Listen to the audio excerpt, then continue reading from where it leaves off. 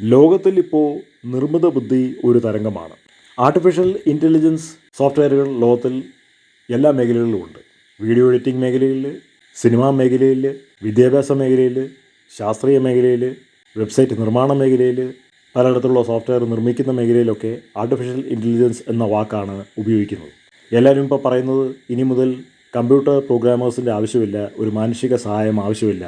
ഇതുപോലുള്ള നിർമ്മിത ബുദ്ധി സോഫ്റ്റ്വെയറുകളോട് പറഞ്ഞു കഴിഞ്ഞാൽ നമ്മൾ ആവശ്യമുള്ള എന്തും അവർ നമുക്ക് നേടിത്തരും എന്നാണ് പറയുന്നത്. അത് കുറേയൊക്കെ ശരിയാണ്, പക്ഷേ പ്രോഗ്രാമിംഗ് മേഖലയിൽ അത് പൂർണ്ണമായിട്ട് ശരിയല്ല. ഉദാഹരണത്തിന് ഒരു ഇമേജ് നമുക്ക് വേണമെന്നുണ്ടെങ്കിൽ വാട്സപ്പിൻ്റെ മെറ്റയിൽ പോയി കഴിഞ്ഞാൽ നമ്മൾ ആഗ്രഹിക്കുന്ന രീതിയിലുള്ള ആജ്ഞകൾ കൊടുത്തു കഴിഞ്ഞാൽ നമ്മൾ ആഗ്രഹിക്കുന്ന രീതിയിലുള്ളൊരു ഇമേജ് നമുക്ക് കിട്ടും. പക്ഷേ അത് കൊടുക്കുന്ന ഇൻസ്ട്രക്ഷൻ അതുപോലെ കൊടുക്കാൻ കഴിയുന്ന ഒരു വ്യക്തിക്ക് മാത്രമേ അതുപോലൊരു ഇമേജ് ജനറേറ്റ് ചെയ്യാൻ പറ്റുള്ളൂ. പക്ഷേ അതിന് പരിമിതിയുണ്ട്. നമ്മൾ ആഗ്രഹിക്കുന്ന രീതിയിലുള്ള ഒരു കലാകാരൻ വരച്ചിരിക്കുന്ന ഒരു ഇമേജായിട്ട് ഒരിക്കലും മാറില്ല. എന്ന് പറഞ്ഞു കഴിഞ്ഞാൽ മനുഷ്യൻ്റെ ഭാവന ആണ് ഇതിൻ്റെ എല്ലാം പുറകെ പ്രവർത്തിക്കുന്നത്. മനുഷ്യൻ്റെ ബുദ്ധിയാണ് ഇതിൻ്റെ പുറകെ പ്രവർത്തിക്കുന്നത്. നിർമ്മിത ബുദ്ധിക്ക് പരിമിതിയുണ്ട്.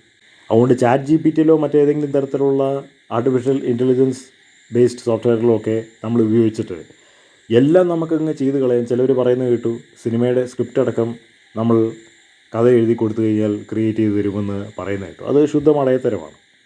സിനിമയുടെ തിരക്കഥയൊക്കെ മണിക്കൂറോളം കൊണ്ട്, മാസങ്ങൾ കൊണ്ട് ഇരുന്ന് എഴുതി ഉണ്ടാക്കുന്ന തിരക്കഥയാണ്.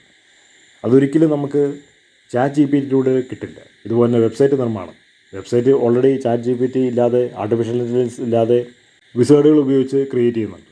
അതൊക്കെ AI ഉപയോഗിച്ച് ക്രിയേറ്റ് ചെയ്തിട്ടുണ്ട് എന്നൊക്കെ അവകാശവാദം ഉന്നയിക്കുന്ന ഒരുപാട് വ്യക്തികളുണ്ട്. അതിലൂടെ ഒരുപാട് പൈസ ഉണ്ടാക്കിയെന്ന് പറയുന്നവരും ഉണ്ട്. പക്ഷേ ലോകത്തിലെ ഏറ്റവും വലിയ സോഫ്റ്റ്വെയർ കമ്പനിയുടെ ഉടമസ്ഥനായിട്ടുള്ള ബിൽ ഗേറ്റ്സ് പറയുന്നത് അടുത്ത 100 വർഷത്തേക്ക് പോലും ആർട്ടിഫിഷ്യൽ ഇൻ്റലിജൻസ് ഒരിക്കലും കമ്പ്യൂട്ടർ പ്രോഗ്രാമേഴ്സിനെ മാറ്റി നിർത്തുകയില്ല. കാരണം ആർട്ടിഫിഷ്യൽ ഇൻ്റലിജൻസ് മനുഷ്യനിർമ്മിതമായിട്ടുള്ള ചില അൽഗോരിതം പ്രകാരം പ്രവർത്തിക്കുന്ന ഒരു കമ്പ്യൂട്ടർ പ്രോഗ്രാമാണ്. അതിന് പരിമിതിയില്ല. ഒരു കമ്പ്യൂട്ടർ പ്രോഗ്രാമറിന് പരിമിതിയില്ല. അയാൾക്ക് എങ്ങനെ വേണമെങ്കിലും ഏത് രീതിയിൽ വേണമെങ്കിലും ഒരു സോഫ്റ്റ്വെയർ ഡെവലപ്പ് ചെയ്തെടുക്കാനായിട്ട് കഴിയും. കാരണം അയാൾ ആ പ്രോഗ്രാമിംഗ് ലാംഗ്വേജിൽ ഒരുപാട് തത്വങ്ങൾ ആധികാരികമായി പഠിച്ച് അയാളുടെ ഇഷ്ടത്തിനനുസരിച്ച് അത് വളച്ചൊടിച്ച് അയാൾക്ക് എന്തും ഡെവലപ്പ് ചെയ്യാനായിട്ട് കഴിയും. അതുകൊണ്ട് ആർട്ടിഫിഷ്യൽ ഇൻ്റലിജൻസ് ഒരിക്കലും മനുഷ്യന് സബ്സ്റ്റിറ്റ്യൂട്ടായിട്ട് മാറാൻ ഒരിക്കലും പോകുന്നില്ല.